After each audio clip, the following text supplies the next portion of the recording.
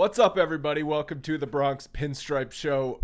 Gotta be one of the weirdest weekends of baseball I can ever remember, Scott. I mean, between the epic comebacks to bookend the series, which had a no-hitter, and basically no offense in the middle of it, I'm like, my God, where do you even start with this thing?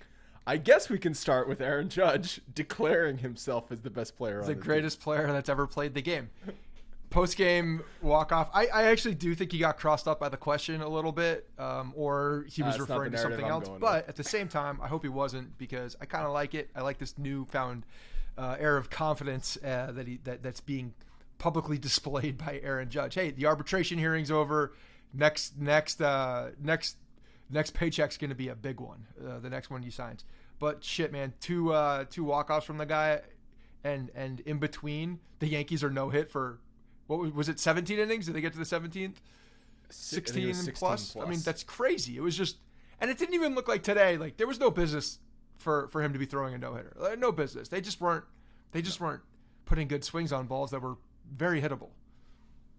It looked like a team who was like, shit, we got no-hit yesterday. We really can't get no-hit again. And everyone was going up there just taking terrible hacks at the ball. Stanton, hit the home run and broke up the no-hitter, but he actually had a couple good swings in the game, but like very few balls even hit hard, or balls that you could even say could have been hits. It was lifeless offense. And if they didn't come back and win today, would have been an absolute disastrous weekend. We haven't had a negative podcast. I looked this up. You looked up. Is it in the notes where it says negative podcast? It's like explicit rating. On April 18th, we released an episode titled Yankees-Orioles Embarrassing Recap. Okay, so that was the last, negative podcast, because the team has been so good. And whether they won or lost Sunday's game, obviously I'm happy they came back, showed some chutzpah. Hell yeah. The team still would have been the best record in baseball, so you can only be negative so much. But I mean, how many times last year, over the last couple of years, have we talked about this team getting pantsed by the Astros, and why it just keeps happening? And for as much as we all freaking hate the Astros and they're cheaters, and Altuve is a scumbag, smug little man, they just seem to nut up always. And it was so never good. The Yankees. He's so good either way. It's like I know, he doesn't but it was ever like, why? Stop coming. He just keeps coming every time. He's very good. It's like, please stop throwing him a first pitch near Seriously. the strike zone, because he's going to hit it, and he's going to put his best swing on that pitch. I mean, every single time. It's not a mystery. This is not a mystery. Michael K read the stats earlier in the weekend. He was like, he's hitting like 400 on the first pitch. Oh, you're like, bounce. But that's the point. That's kind of the point, is like, because he has that stat line, you're damned if you do, damned if you don't as the pitcher. You're like in fear of where that pitch is going to go. Because if you miss, you're trying to be so perfect on it, because you're obviously not trying to groove him a fastball. But if you miss over the plate, he's going to hit it, and that's part of the the problem with that exact pitch. So I was very prepared. The sixth inning of today, I was very prepared to be like, I'm walking onto the show today, and I'm just going to completely forget what happened this weekend. Judge, I knew that was going to be your tone. That was going to be my tone. Absolutely. Team losing 3 out of 4. Yes, because after the first game, that was just, all of the excitement, the way that the weekend played, and up until the sixth inning with this other no-hitter, I'm like, okay, I can't kill this team. I don't know what to tell you how that happened. There's nothing to explain why 16 plus innings went by and the Yankees didn't get a hit. There's nothing to explain that. This is a good offensive team.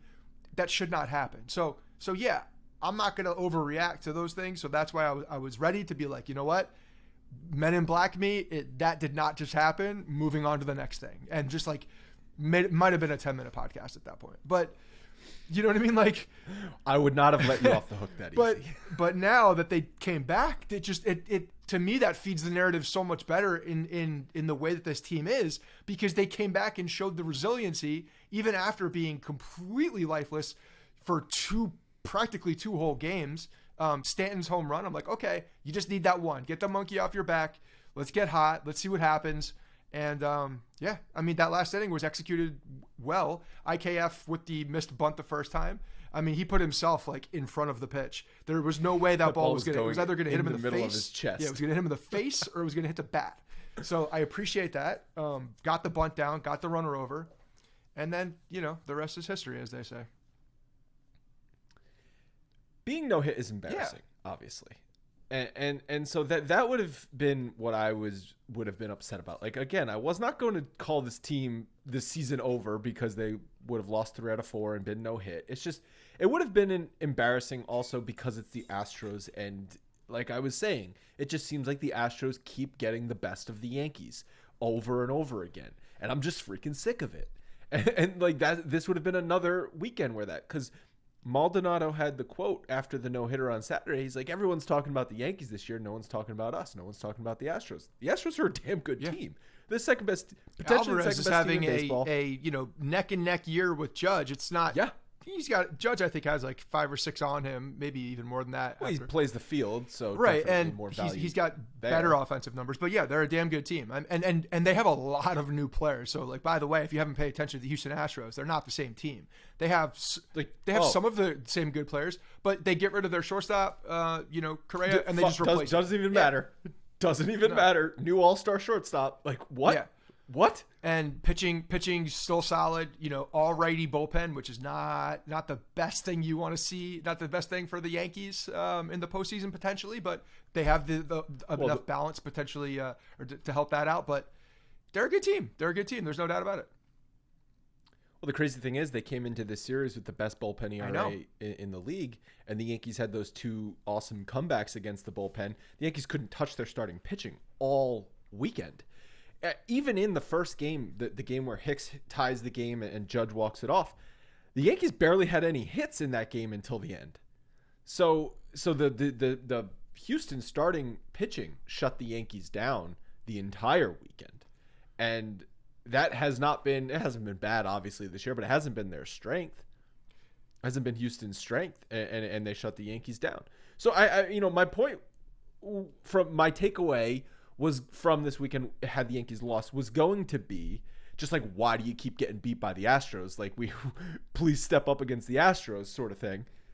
But this comeback shows a lot of balls. Like I said, a lot of chutzpah, because you get embarrassed at home with a no-hitter and you look like you're going to be embarrassed again the next day, but you turn it around is huge. Yeah. It's you can't say enough about it. When you walk out of that series after what we just watched all weekend, because that first game was a long time ago, with a split, that's a miracle. That is an absolute miracle. You walk out of that series with a split, the way things were going up to the 6th inning of today's game. So, and the ending could have also been disastrous. Glaber rolls an ankle, and Michael King gets picked off third, got into a pickle, but got himself out of it too by some big strikeouts, or a big strikeout, and then that pop out was huge. So he worked in the tough part of the lineup as well, very tough part of the lineup, and got them to play another inning, get Hicks on second, good speed on the base path right there. Not that it mattered at the end of the day, but they did what they had to do, and a lot of credit goes to King right there. IKF booting that ball, man. I need more from him on defense. I really do need more from. Need him to tighten up. That was. It was like he tripped also going into it. It was weird. It's like, guys, pick your feet up. But he like tripped into the ball and then booted it because but it didn't look like a tough hop or anything. It was just a bad play and bad positioning. I feel like a lot of his bad plays this year have come on the simple balls, like not difficult plays. I wouldn't call that simple necessarily, but it wasn't the ball. It was the problem. It was his footwork. He tripped himself up and then was in a bad position to field the ball and booted it. So it was just a weird play. But he can't be making those plays at that point. I mean, that's a crucial moment in that game with a guy on second base. You got to get that out. Yeah. What do the metrics say? Because we were saying in chat might be bad. Yeah. Yeah. So looking at his StatCast, he ranks in outs above average, 29th in baseball, 29th percentile, so bottom 20. And he. No, 29th okay, so overall for qualified shortstops. Right around guys, Carlos Correa has 3, Bo Bichette, -3, I'm sorry. Bo Bichette has -4, and Trey Turner also has -4. Yeah. But all those guys hit. He doesn't hit. So, when you look at the top, there's some, shortstops that, maybe we talk about tomorrow or next week. But his fielding percentage is like .967, which is like, and we keep talking about it. There's a lot of plays that they don't give him errors on that the season, should be made. The DRS and UZR numbers actually like him, but the outs above average StatCast really do not like him. So, we were kind of just going to withhold judgment and use our eye test. My eye test said he's a pretty average shortstop, like so far. He's not bad. I don't think he's terrible. He's made some bad plays like we saw, but he's not a plus defender at shortstop. It's hard to comprehend, to be honest. It's hard to assess because plays like today were just like, I don't know what that means. He's got good range. He gets to the ball. It's like sometimes he just there's like dumb little plays like that. So it's hard to grade that those things shouldn't happen. But yeah, he's proving that right now. He's about, I'd say, an average shortstop defensively. Third base was obviously where he got his Gold Glove, but so maybe there's just a little bit more time for him. Obviously, this team has the ability to be patient. So, two things have been working in IKF's favor this year. Number one is a lot of the other big-name free agent shortstops have not been performing great out there. And number two, the Yankees have the best record in baseball. If either of those two things were not true, I think a lot of people would be on IKF. You're starting to hear the hum. You're starting to hear the hum of, especially with the guys, with Volpe. But okay, fine. We're in late June. Volpe. Though. This would have been in late April. Volpe hit a walk off today. He's hitting in Somerset. And then you got Peraza who's in AAA also starting to do some things. So there's a little bit of a groundswell, I'd say. And when those guys behind him are starting to heat up, it's going to continue to happen. It's going to continue to put pressure on him because, clearly everybody believes that the future is behind IKF. IKF will, maybe he's a utility guy next year. Who knows? But there's something there. I don't think the Yankees are making any kind of move for the minor leagues in this season. They need a guy like IKF to just tighten it up a little bit. I don't think he's far off. How many more hits does he need to get? A lot. That ain't happening. The sentiment is there. Over. He's towards the top of the team in hits though. Will he hit a home run this year? I don't care. That's my feeling. I don't care if he hits a home run. To get goose egged on the homers in today's baseball, I feel like that's a tough look. I think he hit like 6 or 7 with Texas one year, so it's not like he has zero. It's just power. living in your own skin. I think he pokes one to right field at some living point. In your own skin. That's just who he is. No home runs. It's like we could make this your brand. Just a lot of doubles.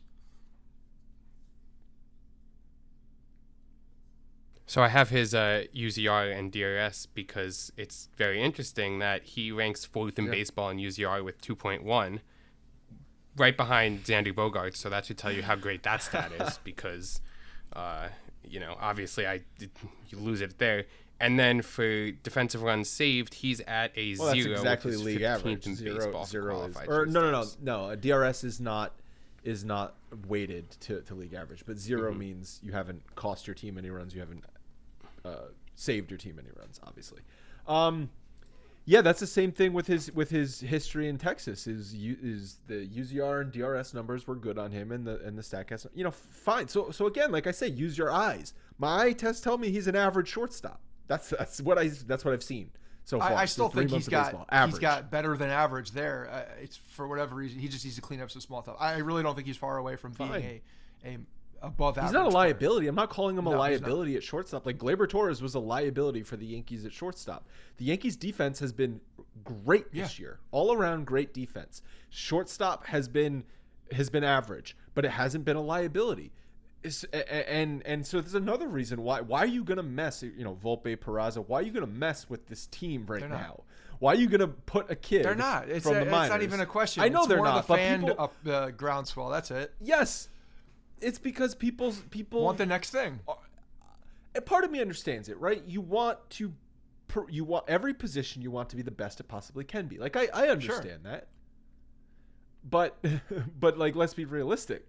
The only way we were going to see one of the young kids at shortstop this year is if this season was going completely or if there's an injury. And if IKF got hurt, if IKF got hurt, I could see them bringing in somebody, but they're not going to make a big move for that. They might bring somebody up for that and play defense, play good defense, go bat to ball, but that's what they will do.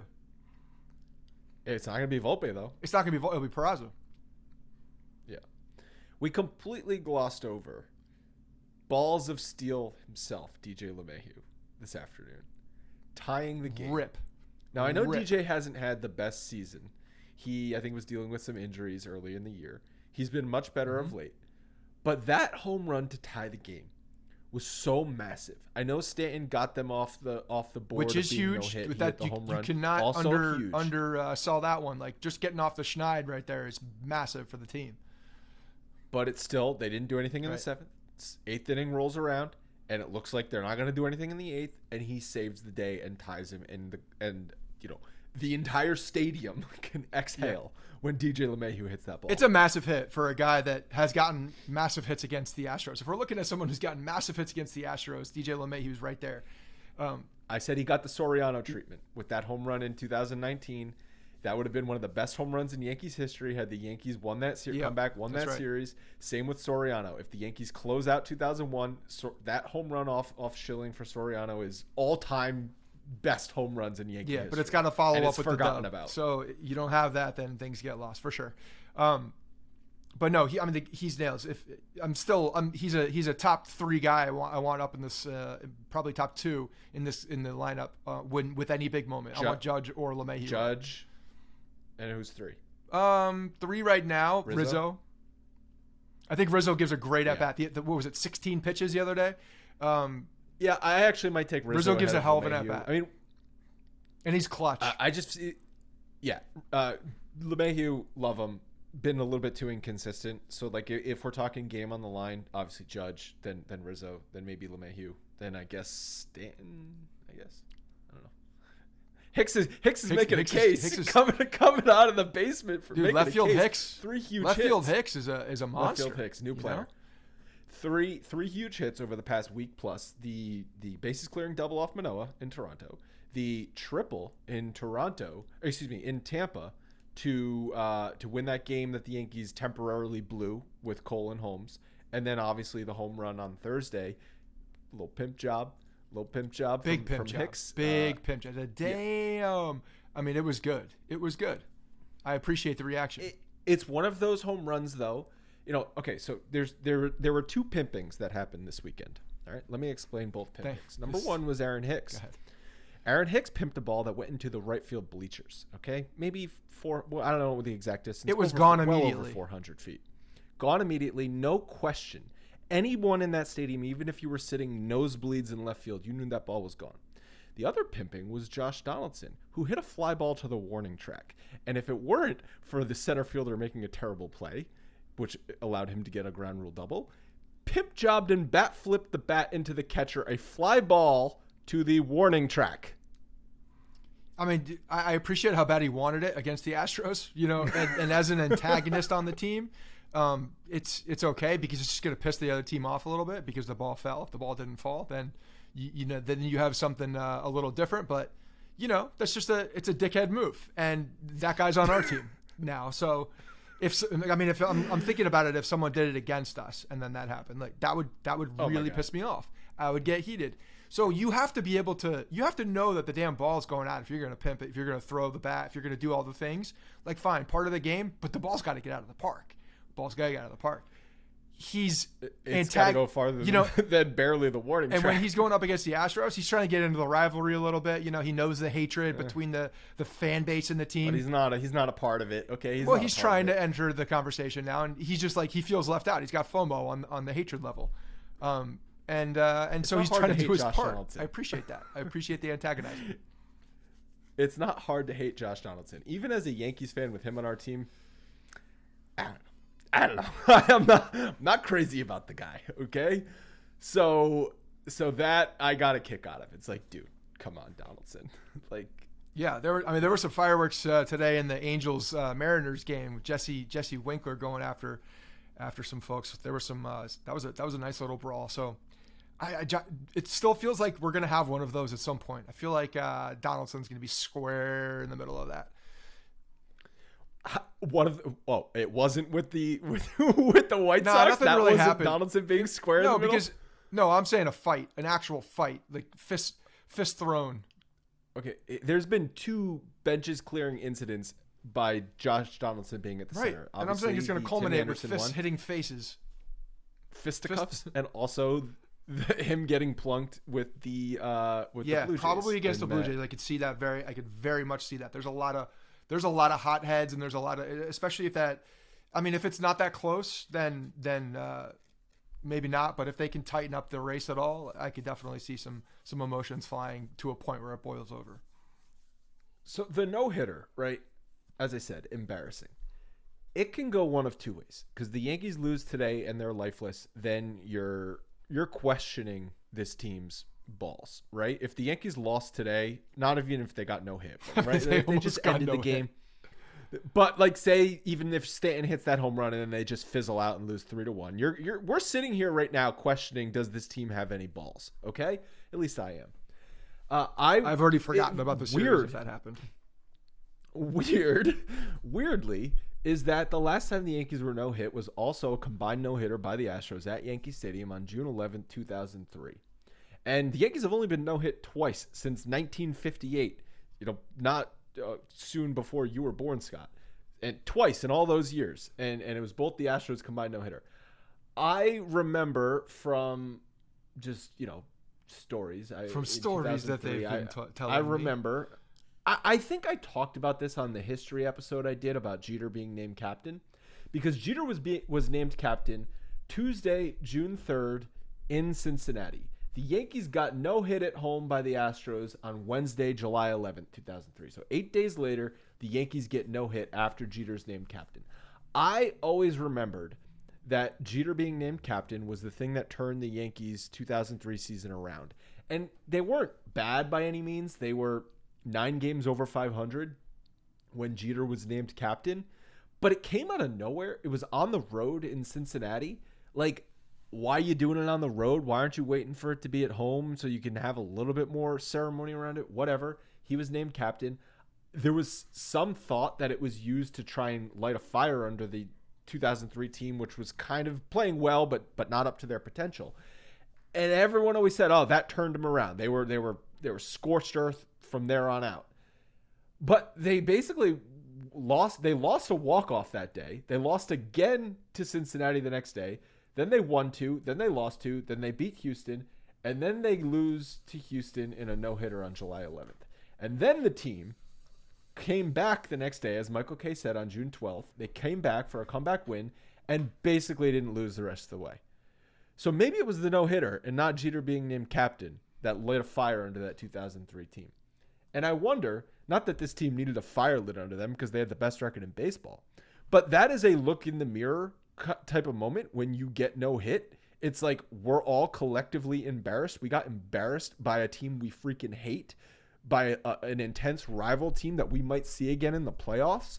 I mean, you pretty much know you're going to see the Astros in the playoffs because they go to the ALCS every year. They've been in the ALCS every year since 2017. I mean, they're the top 2 teams in the league. So if you're going to win the World Series this year, there's a damn good chance you're going to have to beat Houston in October.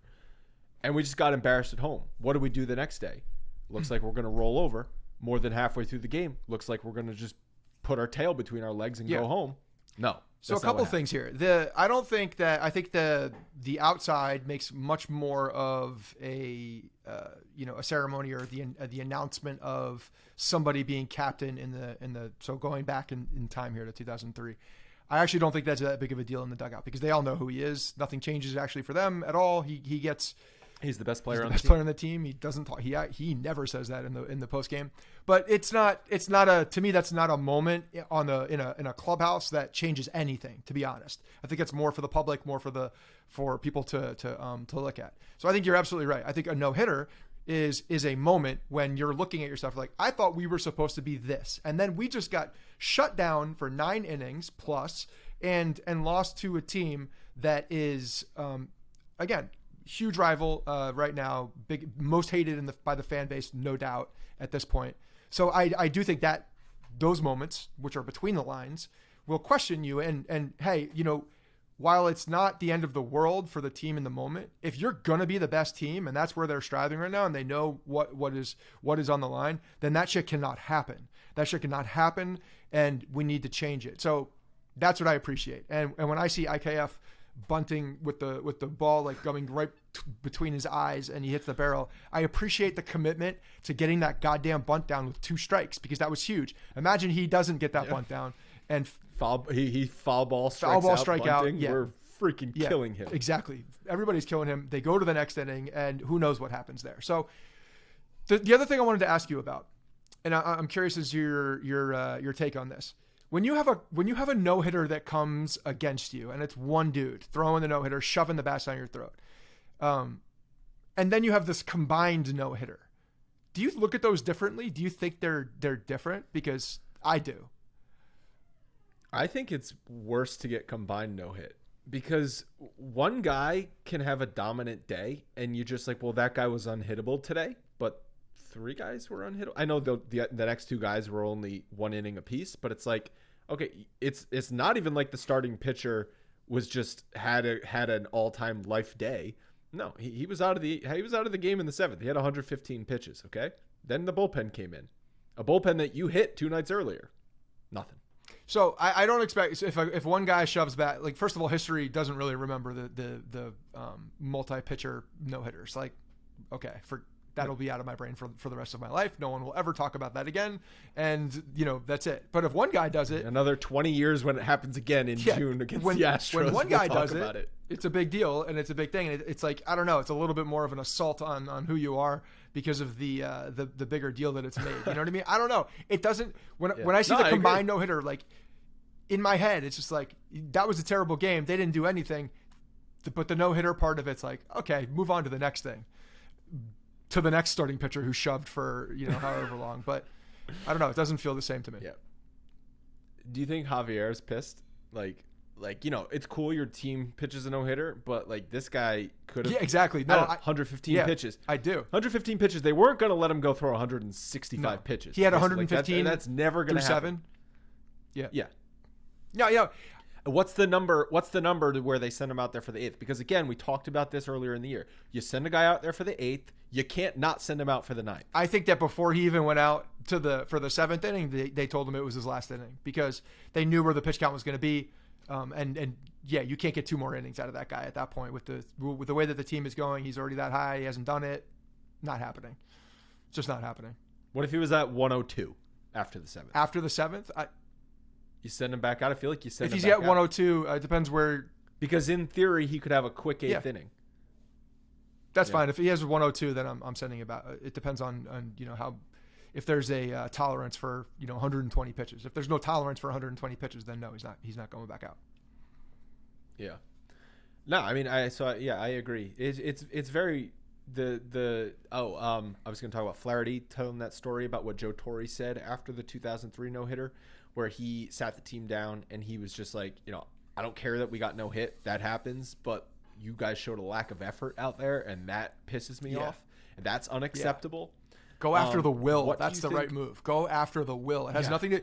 Everybody is like skill levels and talent will prevail on a given day. But if you go after the intent, the will, that cuts deep. Yeah. Oh yeah. Because you could just get beat by another guy, but you tried your best. You did what you could. Like you get beat, tip your cap. But when you don't try out there, that's the worst. What do you think Boone said after yesterday's game, if anything? I don't think Boone in that moment is really talking very much. I think Boone is definitely more of a silent, like, let the guys know what did you do? It's like if a dog eats something. I think he doesn't. I don't think he raises his voice in a moment like that. I think that he's like, these guys are pros. I don't think he you knows, ever raise your voice but like speak up in a way. I don't think he says much. I think he's basically like, hey, fight tomorrow. He's very much a process guy. He's like. He's a guy that like he believes that things will sort themselves out. So I think that was probably a couple words like that, but nothing to Torre's extent, that's for sure. Well, I listened to his post-game press conference after the no-hitter, and he basically just tipped his cap to the Astros pitcher. Move on. Yeah. Do you think Judge said anything? You think anyone said anything? Or is it kind of just like collectively everyone knows like, yeah, that was embarrassing. Let's move on. Yeah, there could have been some I don't think anybody stood up and said something. I don't think it was one of those moments, no.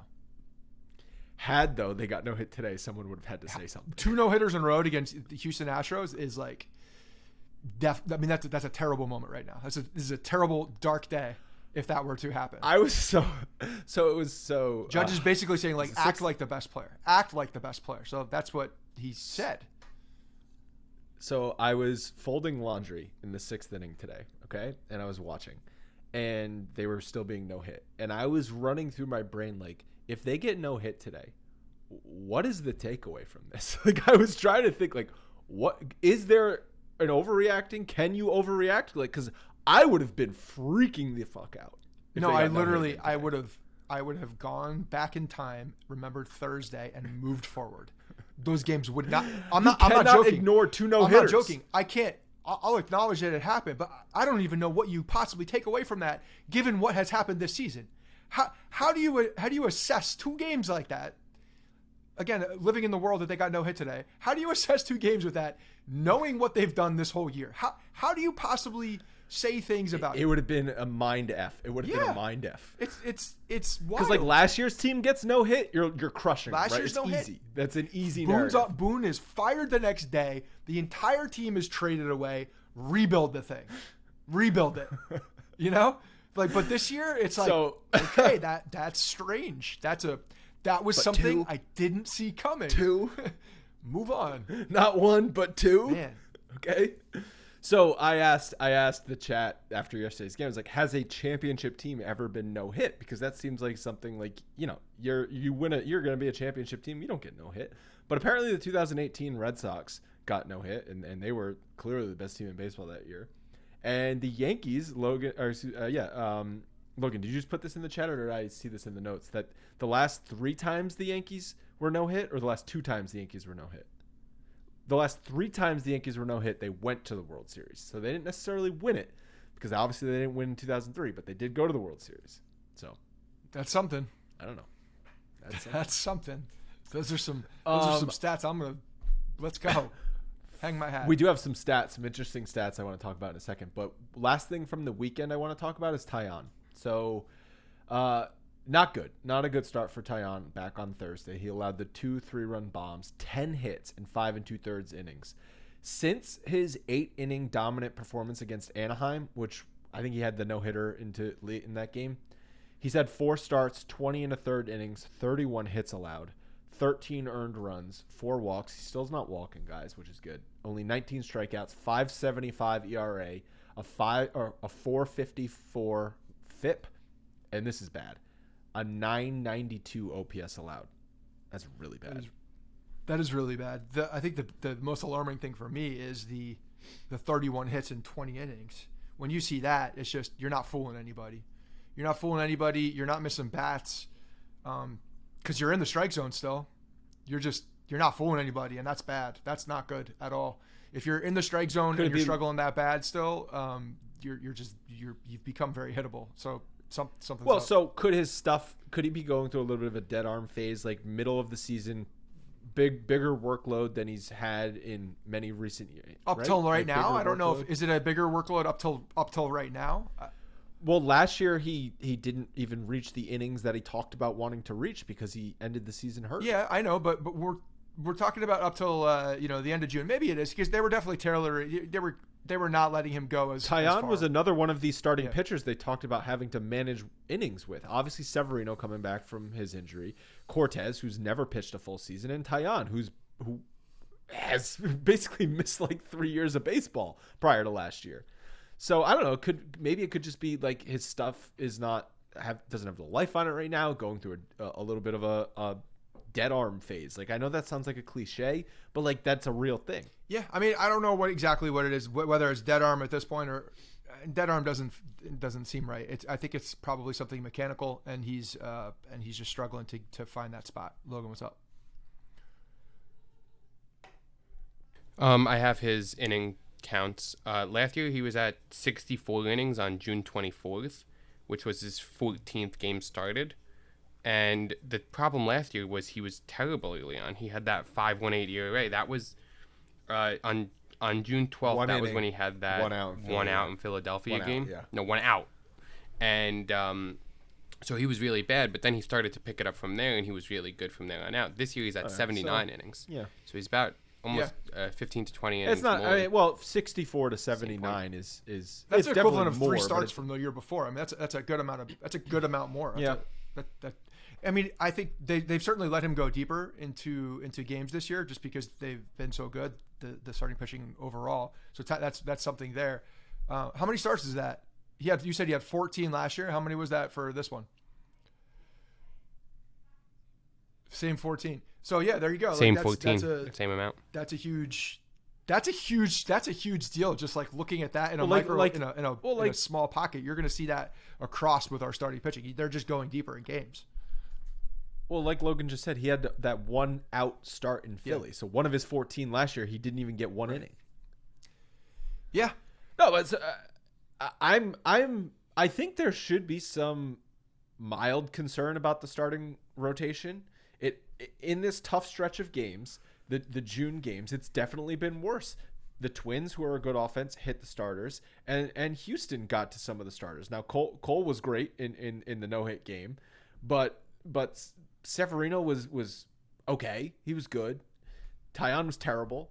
Cortez was actually, other than the leadoff home run, not bad. But we talked about last podcast. Cortez has been pretty rough his last handful of starts. I don't disagree. I think they've also been just so good early on that when we're looking at this little speed bump right here, it's just a big difference from what we saw because they were so damn good. So I'm again really not overreacting too much to what they are. I think we need to see continue how they progress, but I'm not seeing anything that's totally worrying. The 31 hits in 20 innings, that's definitely something to look at. But if he had any kind of a dead arm, or if he had like any kind of fatigue like that, I feel like they would skip a start. They would do something. If there was something physical like that, they would something would happen. They would talk about it. It would something. The Yankees would make some kind of adjustment. That's why to me, it's like he's just lost himself mechanically and needs to get back onto that good juju. They're talking about today that they're going to add probably JP Sears to the rotation this week against Oakland. So not necessarily skipping a start, but pushing guys for innings management. Yeah, Oakland's a good idea for that. Like not the worst thing in the world, to be honest. Plus they have that worst team in they have baseball. that weird away. After the Oakland series, the Wednesday game is a 1:00 game. So that's a get me out of town game, and then they go to Houston again for that one weird game, and then to Cleveland after that. So they have a bit of a weird stretch, and the next off day is on the 4th. So I mean, I understand it makes sense. Give guys another day to freshen up.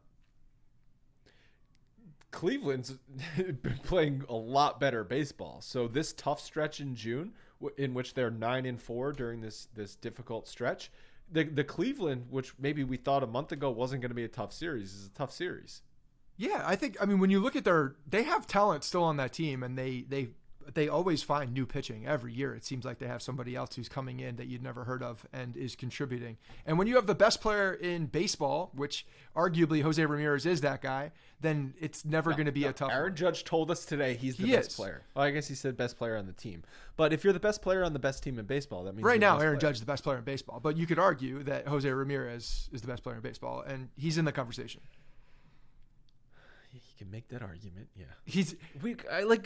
Like Judge legitimately called himself the best player on the team. I feel like we didn't talk about that enough. I don't care if he got held up by the question or tricked by the question. I'm still trying to find if he was joking or not. That's a hilarious thing to say to Meredith after you just walked off. By the way, did you see Judge? Meredith went right through it too. What a pro! Base? Right through it. I thought. Oh, you gotta ask a follow up on the home run, the walk off. Judge rounded first base and looked like he was gonna stop. He's like, and no, then you I gotta guess keep his going. teammates probably said, keep going, keep going.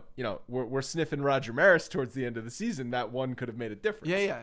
Because he's got to cross home still, no matter what. Even though the game was over. That's a walk-off single if he stops at first base. The game is over, but you got to continue that thing and get it for yourself. No, he was. I mean, you know what?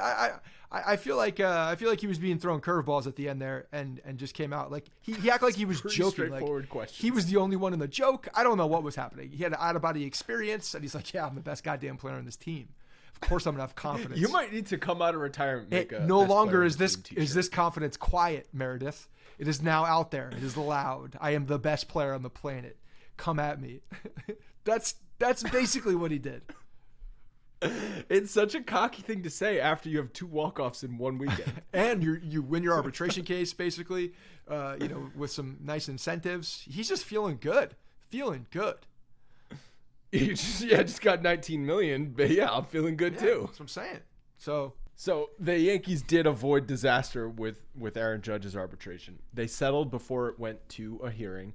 19 million, which was right in the middle, pretty much. 17 million is what the team filed at. 21 million was what Judge filed at.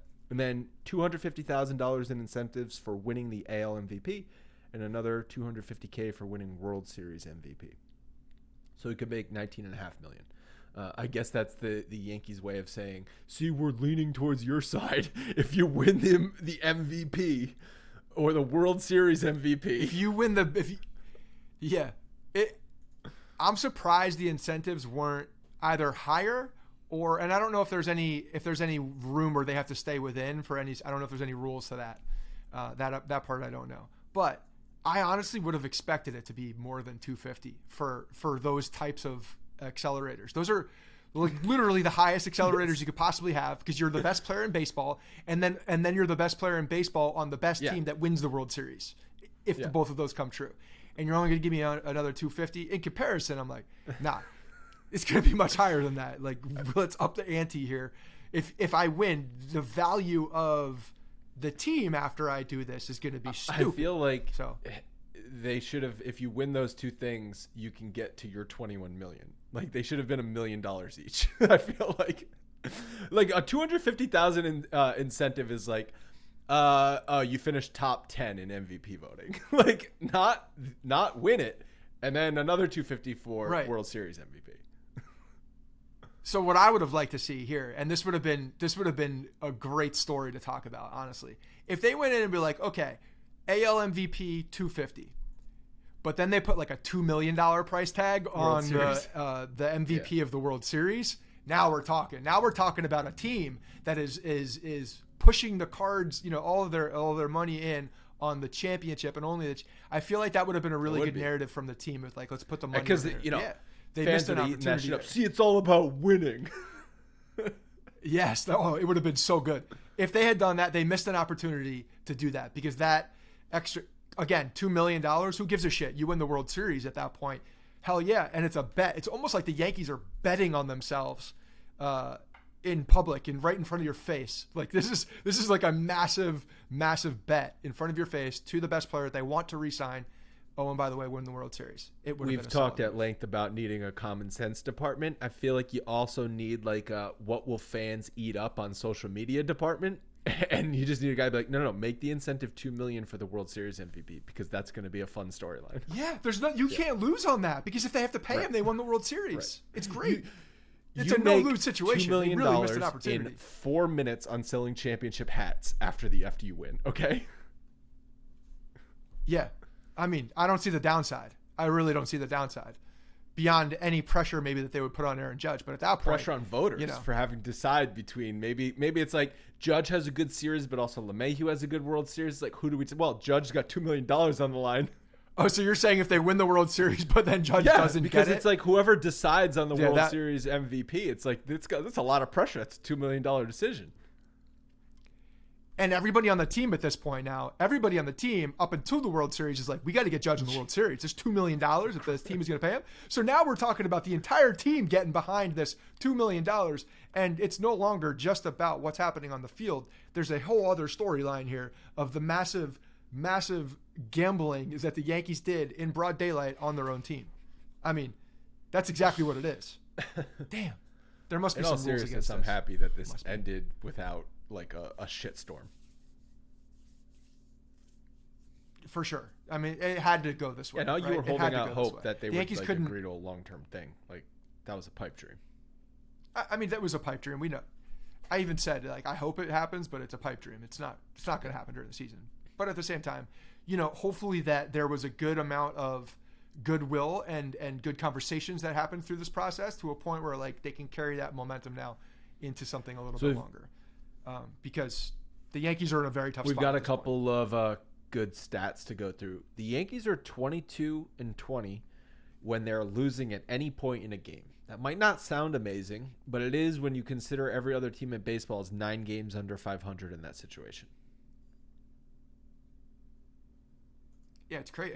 It speaks to the fact that this team never gives up, and again, speaks to the adjustment and the things that they did to change the balance of this lineup. So, putting myself in a scenario where I got to talk about a no-hitter and then another no-hitter after that, it blows my mind. I don't know how to handle it, because when I see that stat, this team doesn't stop.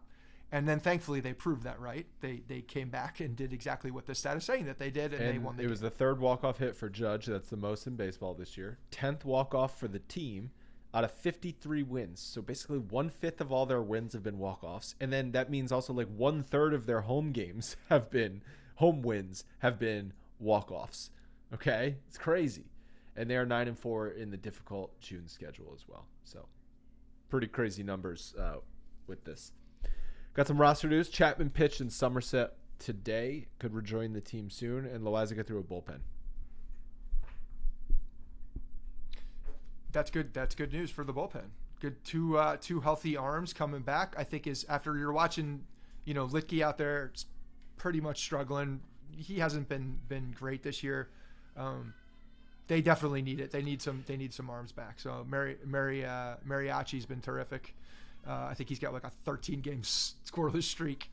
But yeah, we'll see what happens, man. A little bit more, sprinkle some more drama in there with Chapman coming back, because that's probably going to be his only rehab. He's going to most likely come back after that. I don't know why they need more. If he's healthy and throwing fine, it's going to be. We talked about this a couple of episodes ago. It's very interesting what happens in the 9th inning, because Clay Holmes has been unhittable, and you bring in Chapman, who's going to get his 9th inning roll back, and if he struggles again, you can't keep Chapman in the closer role if he's not great, right? Like, even if he's okay, like, no, that's not good enough, because we know we have a great guy.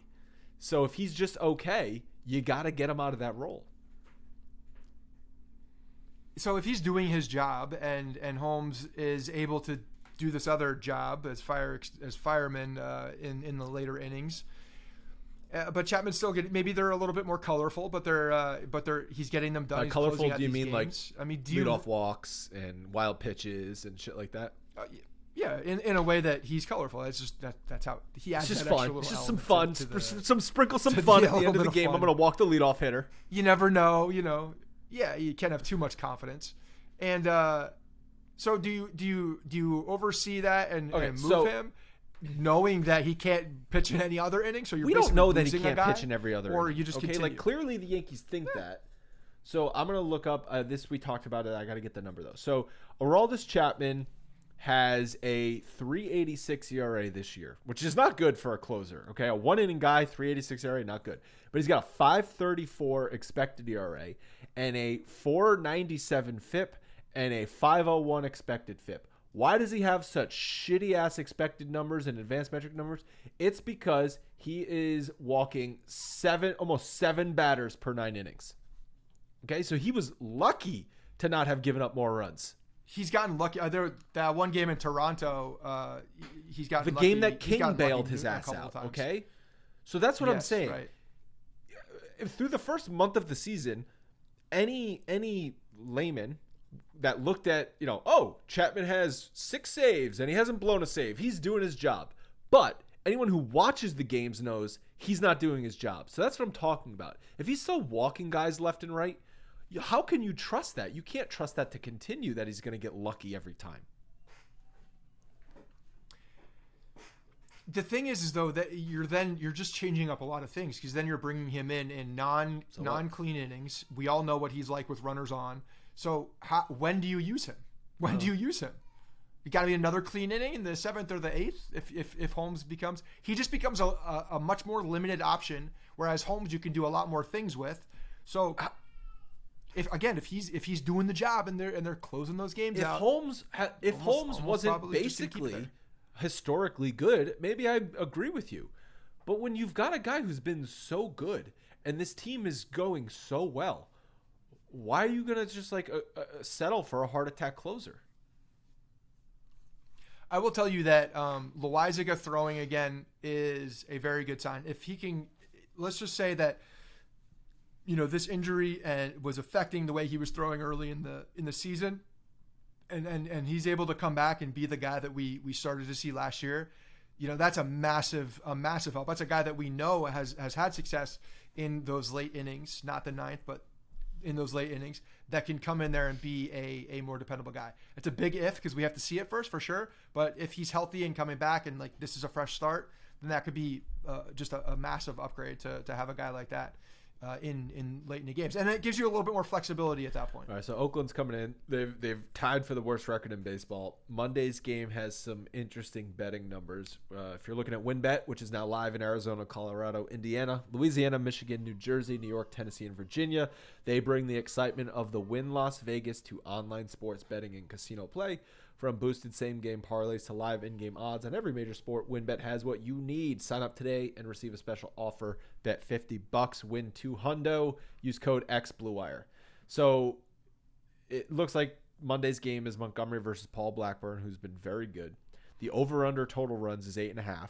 The Yankees are minus 300, which is bad value. But the Yankees are plus 105 to score 5.5 runs, so 6 runs. I feel like there's some interesting bets in there. If you're thinking also that this comeback win is going to fuel the Yankees offense, who had been struggling, and sort of get off the schneid type of way. I don't know if there's ever been a podcast in the history of podcasts that would say get off the schneid twice in one episode. Damn straight. But this is the first. Thank you very much. Tip of the cap to us.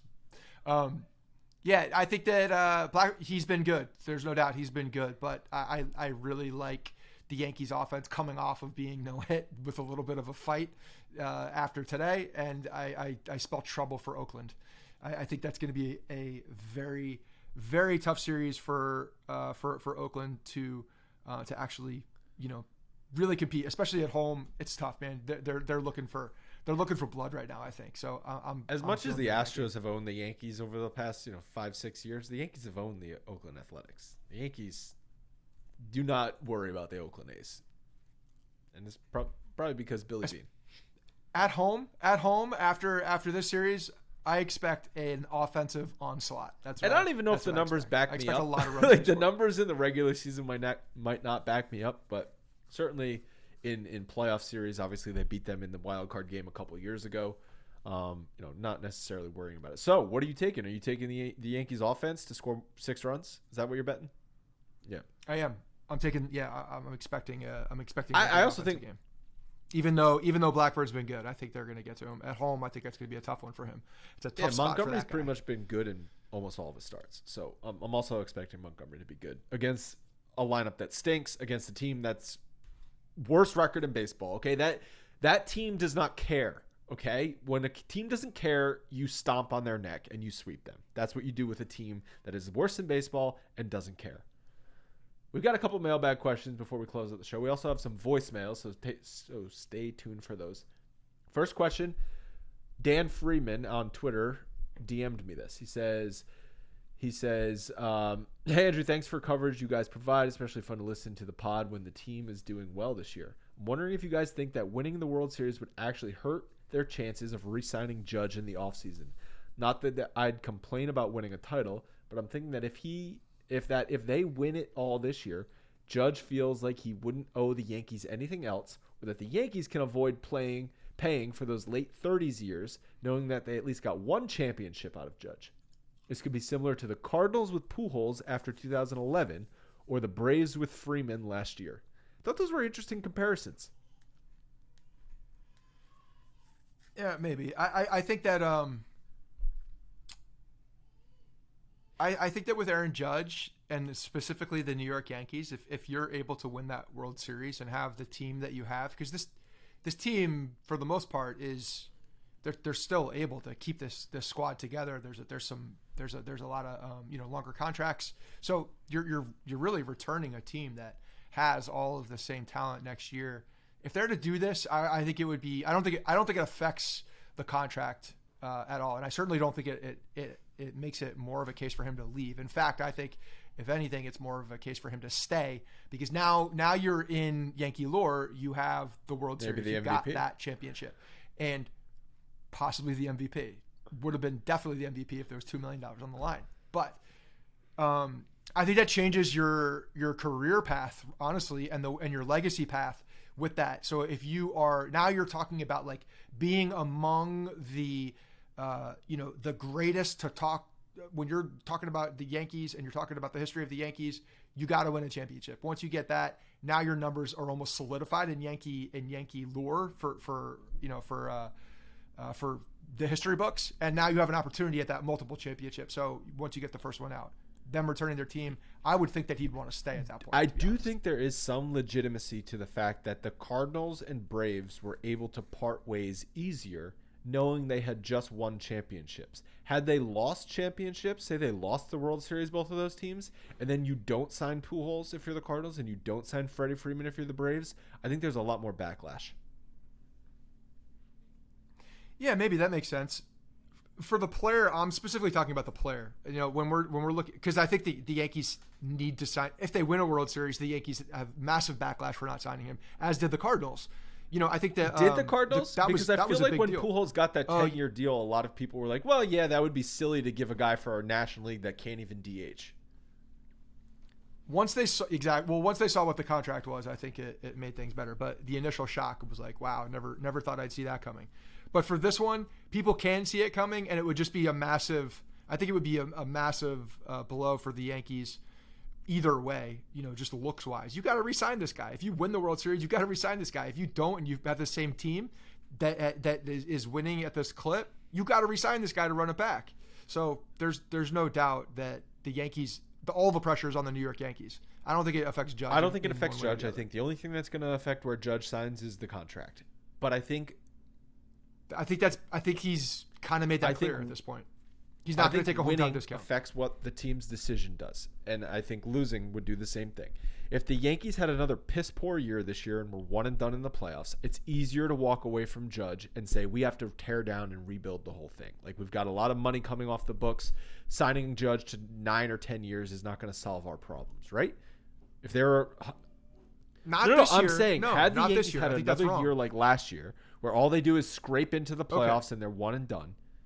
Then in the offseason, that's different. The same goes.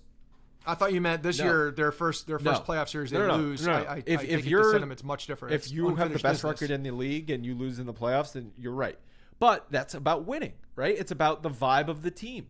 If you're close, if you think you're truly close, and fans agree you're truly close, you can't let your superstar best player on the team, his words, walk away in free agency. But if you're not close, then you got a lot of work to do. Signing one guy is not going to fix things as much as we all want that. So I think for the team, it affects things greatly. Okay, but it depends on the situation, and we are in the situation that we are in right now, and right now that is not the case. So right now, the pressure is all on the New York Yankees. Oh, great. Logan just said in chat, there's concern about IKF's finger after his bunt attempt, according to Brian Hoke on Twitter. So, great. Could middle infield's gonna maybe look a lot different. Could get a young guy. Could get a young guy coming up even sooner. IKF's got a finger. Glaber's got an ankle, which also 50% ankle injury, 50% ego injury.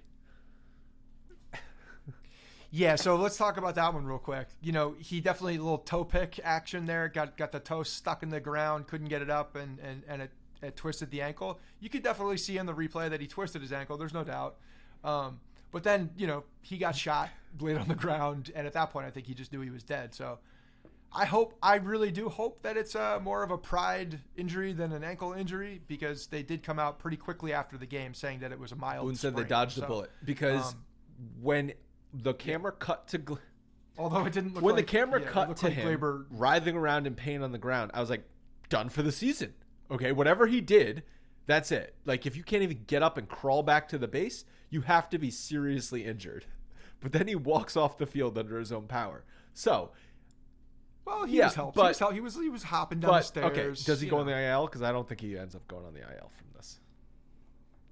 If it's a sprain, if it's a mild sprain, then probably not. They'll unless he wakes up in the morning. Right. And the thing so I think he's maybe like a shit. They're going to ice the hell out of it right now, and which is already done. So he's not going to feel it for the rest of the night, and then hopefully the swelling goes down, and that's it. Last question is from Sean. It's not really a question. I just got a kick out of this. Sean felt the need to email us this. Cole looks like he wants to destroy Holmes, like a horror movie. Bottom of the 8th, 2-2. He's referring to the Tampa game. So my question from Sean's point is, do you think the rest of the Yankees pitchers are afraid of Garrett Cole? Or do you think the rest of the team is afraid of Garrett Cole? When he's pitching, I think they might be a little afraid of him. I think that they're not necessarily afraid of him. They just know not to mess with him at that point. They're like, I don't want to hear Cole in his Kermit voice bark back at me if I do something in the wrong way.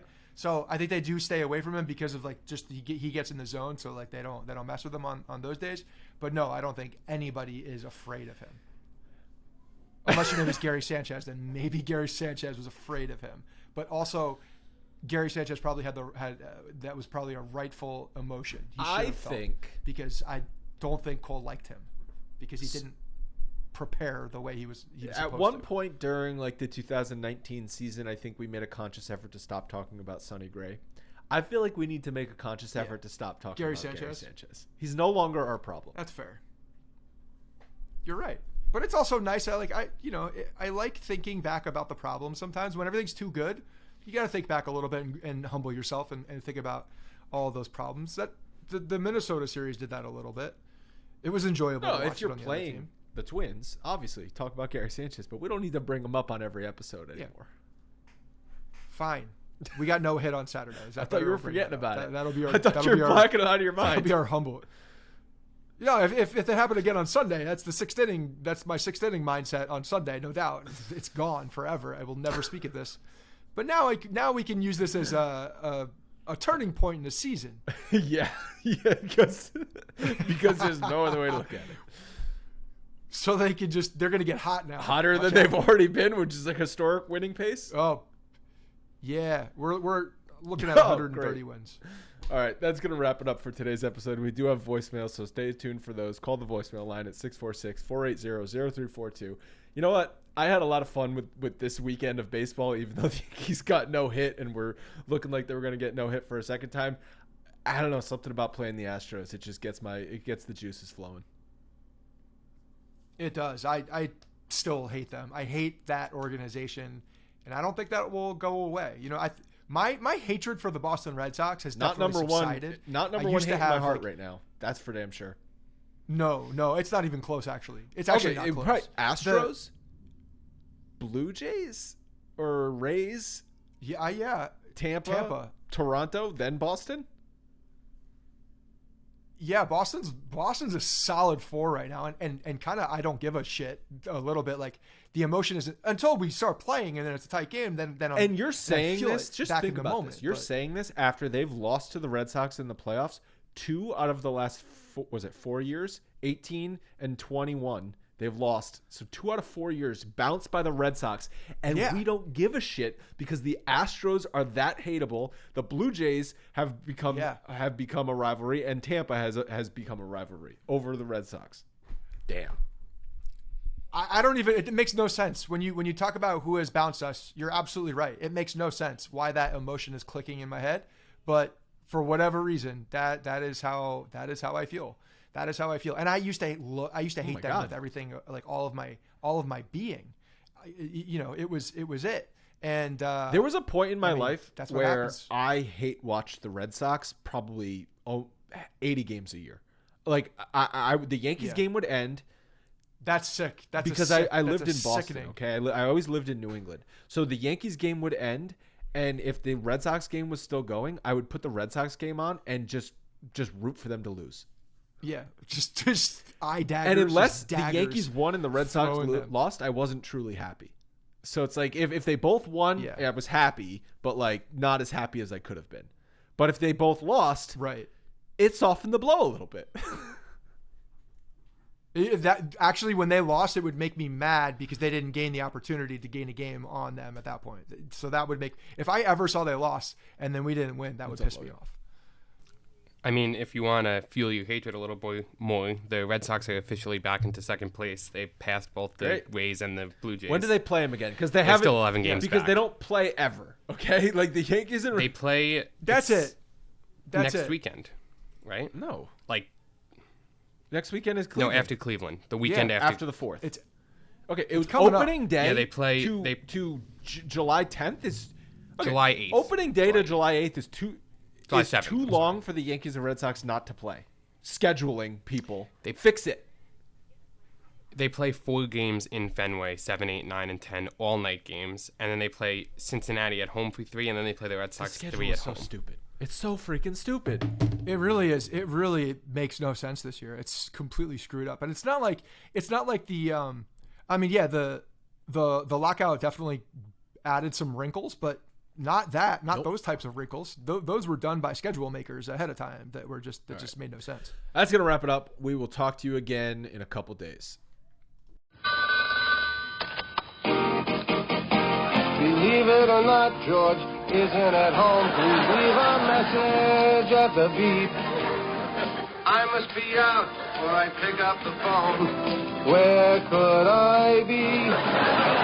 Believe it or not, I'm not home. I don't care if they win 120 fucking games this year. They're not going to beat this fucking team in the ALCS. You could see it. What's up, guys? This is Jared, diehard Yankees fan that lives in Houston, and I have to tell you, this shit is brutal right now.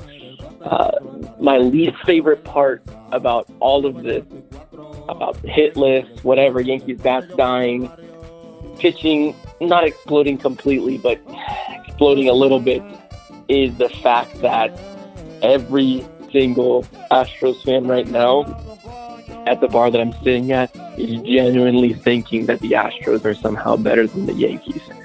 I can't handle it. I understand Altuve has our number. I understand for some reason we're breaking the wrong kind of records.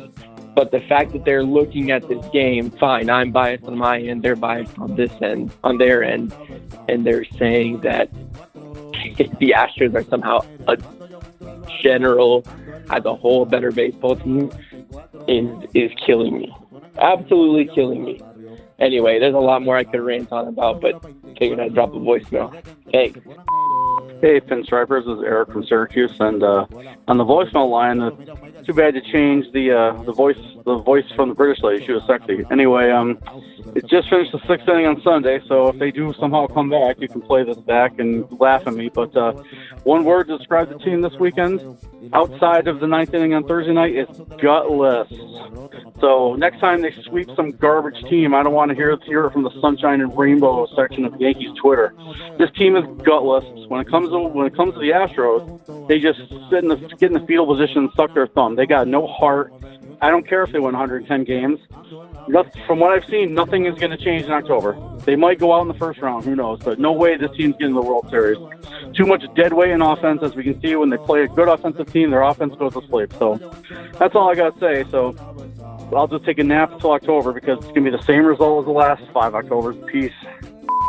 The New York Yankees are just fucking better than your sorry-ass franchise. Fuck you. Pay Judge, Jose Trevino, God, Aaron Hicks, never doubted him for a second. Hey guys, thanks for listening to the Bronx Pinstripes Show. Make sure you find us on iTunes and subscribe so you can get all new episodes directly onto your phone. If you do like the show, we'd love for you to take a minute and give us a 5-star rating and review in iTunes. It really helps us out and allows us to create more shows. We're on Twitter at Bronx Pinstripes and the same on Facebook. You can always find us there talking Yankee baseball. Thanks again, guys, for your support. Really appreciate it, and go Yankees.